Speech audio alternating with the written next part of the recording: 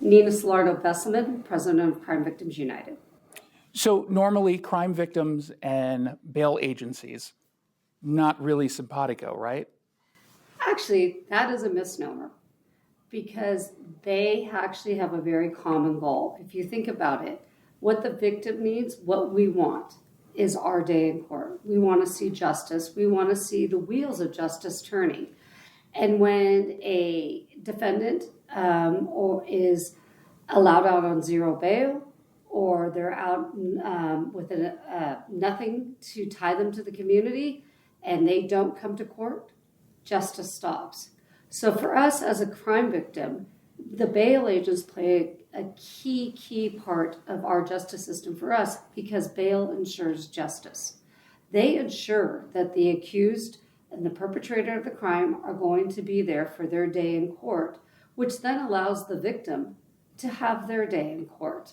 Regardless of the outcome, and I've talked to many victims, sometimes they didn't get the outcome that they wanted, but it is far better result for them than having to wait 20 years or maybe never because somebody's fled the country or fled the jurisdiction and they're not back to have their day in court. So what are some of the conversations like with victims when they find out, so-and-so didn't come to court?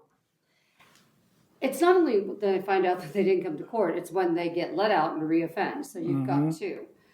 When they find out that they're just let out with no conditions, there's an imminent fear for victims, and especially domestic violence, sexual assault victims. They have a lot of fear because there's no protection at that point. There's no ability to call and say, this person's supposed to stay 30 yards away from me, or not in this county, not on my block, not return to my home. So when they're let out without conditions on zero bail, it's very fearful. Then when they don't come up to court and you're there as a victim and you have survived trauma, whether it's a homicide, a rape, a domestic violence, even a burglary of your home, which takes away your security, and not to downplay that, you show up to court, you're ready to go. It is so traumatizing to all of a sudden hear, oh, we have to continue it. The person FTA'd, so we're going to do a warrant and we'll call you. Well, we all know that, and nothing against law enforcement, they are busy chasing crimes. They don't have time to go serve warrants and bring bad people in.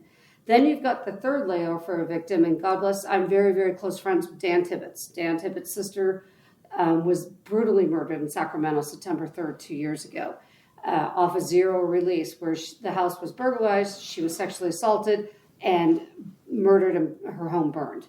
In September 2021, Kate Tibbetts and her two dogs were murdered in her Land Park home. And then he set fire at 3 locations.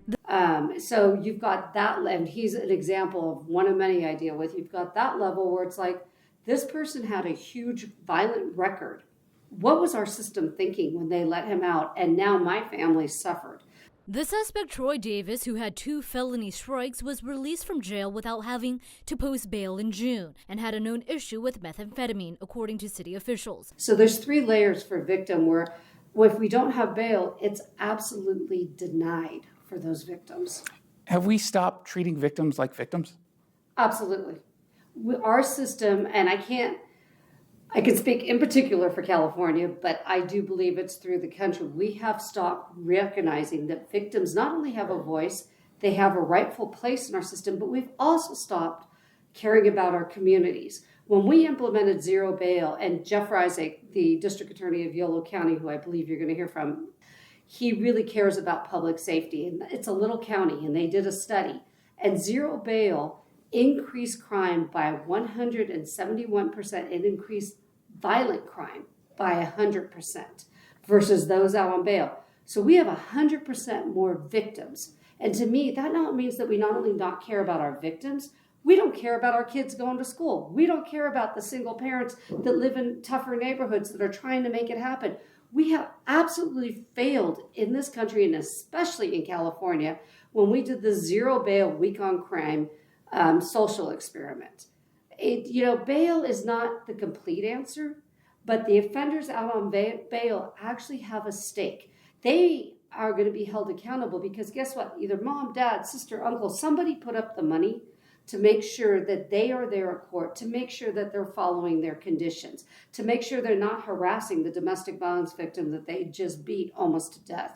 And we have taken that away, and we have taken away, when we put in zero bail, we have taken away protections for our community, and it's really sad. Why do you think we've done that? What's behind it? So the most non-political answer it could be is we have just become a country of tolerance. And I believe tolerance in race, creed, and religion is great. But tolerance when it comes to criminal behavior and excusing criminal behavior is absolutely wrong, because it tears apart our country. It tears apart the ability for our children to go to school safely. It tears apart victims of crime. It tears apart the Black and brown communities, which are the ones that suffer the most, because it is their neighborhoods that are plagued from crime. You know, you can be in Hollywood and be a Hollywood star and drive an armored car, and you're probably going to be safe, and your kids are going to get taken to school in an armored car limo, and you're going to live behind gated communities. But the people that I work with, the Black and brown communities and the Caucasian communities that are just struggling for every day, we don't live with those conditions, and we're doing everything we can to protect our kids. And these soft on crime policies, the zero bail, this tolerance for criminal behavior, is destroying neighborhoods and families.